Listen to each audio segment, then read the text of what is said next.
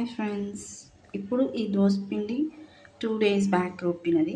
ఈ కొంచెం మిగిలింది. మేము నైట్ దోస తింటాము. సో ఇప్పుడు ఒక చిన్న చిట్కా, ఇది కొంచెం పుల్లటి వాసన వస్తుంది. సో అలా రాకుండా ఉండాలి అంటే ఒక చిన్న చిట్కాతో మీ ముందుకు వచ్చా. ఉప్పు, పసుపు, సోడా, తినే సోడా అండ్ షుగర్, కొంచెం ఆనియన్ మిక్స్ చేసి దీంట్లో వేస్తే దోశలాగైనా వస్తుంది, ఊతప్పం లాగైనా వస్తుంది, పొంగనాల్లాగైనా వస్తుంది.